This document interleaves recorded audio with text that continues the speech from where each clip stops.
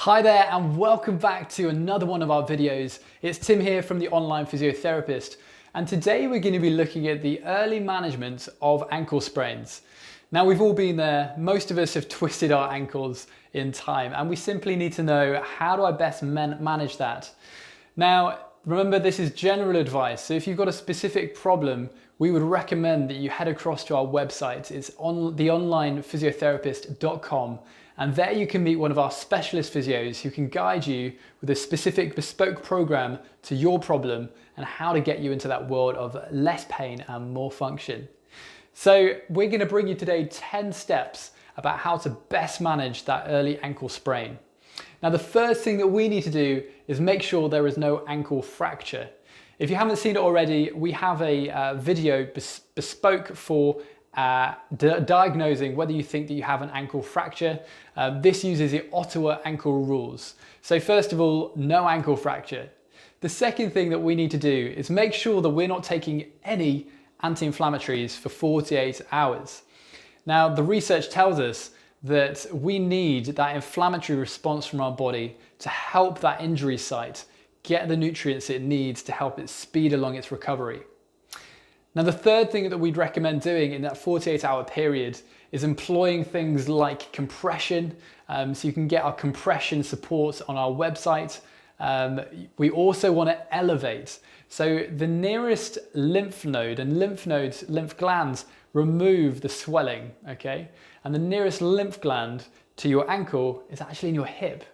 So we need to make sure that we're elevating the ankle above our hip level to make sure that gravity is going the right direction rather than down and it just seeping down and staying there.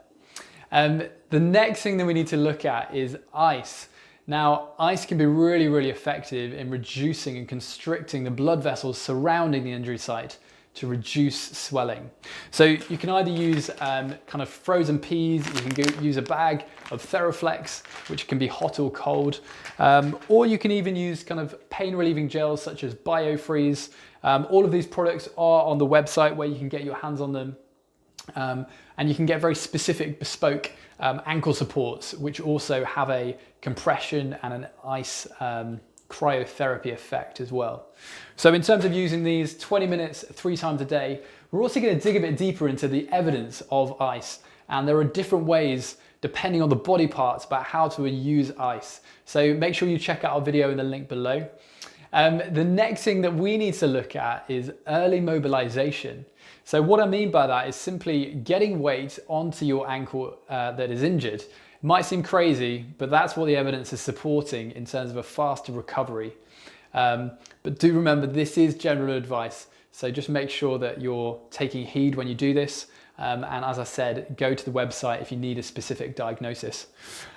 So in terms of weight transfer, you can start by doing that in sitting if it's particularly bad, or indeed use your kitchen counter to sway from side to side, getting more and more weight onto that ankle, which then leads us into stability work. Now, stability is super important for ankle sprain recovery. So what do I mean by that? Well, I simply mean kind of a single leg balance where you can balance on that injured leg. Now, build up to this obviously with the weight transfer, making sure that you're happy with this, and you'll probably need to just hold on to the kitchen counter at the very beginning, okay? So just making sure that that ankle is working and being challenged. The next thing we want to look at is strapping or taping.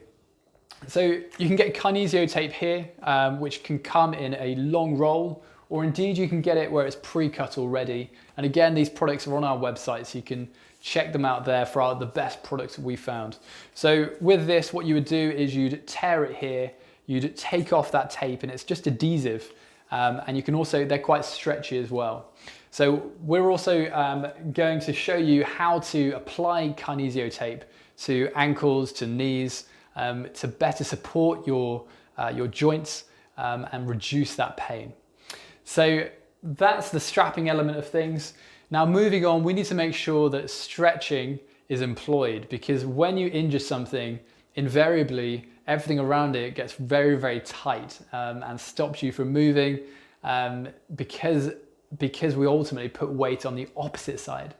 So the three things that we want to be stretching are the calf muscle. So the calf muscle, if I show you here, is right at the back, okay? And you want to pop your heel down of the injured leg, and you want to be leaning forwards with your hips so that you feel a deep stretch just in the back of that leg there. So in terms of how long you hold it for, general advice would be 30 seconds 3 times. But you know we are a stickler for the evidence, and the evidence tells us that it runs with our age. So if I'm 45 years old, I'd hold it for 45 seconds and I'd do it 3 times. Do check out our other video if you want to see more evidence around stretching. The second stretch to do is for the front of the ankle. And now this can be employed through simply popping your ankle behind you and coming back onto your knees, okay? And you'll feel a deep stretch in here. Now, I probably advise that you do this after maybe 6-7 days rather than right at the very beginning. But this is within the early period of rehab for your ankle. So stretching the front of here.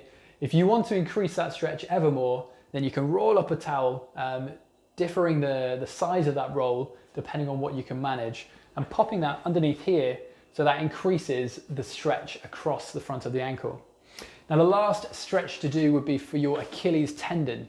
Now your Achilles is obviously at the back here, and the best way to do that I find is popping your foot on a step and allowing your heel to drop down and then bending the knee, okay? And then you'll probably find a deep stretch just in the back of the Achilles, following the principles of that stretch.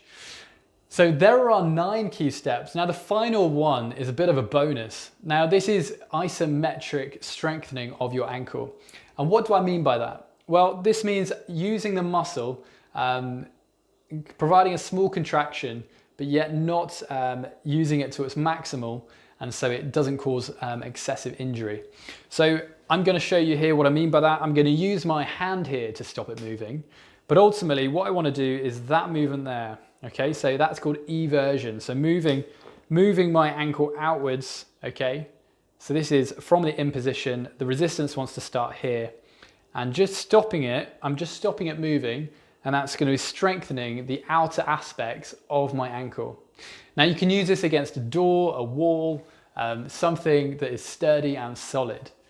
So there you have it. Those are our 10 top tips for managing early ankle sprains.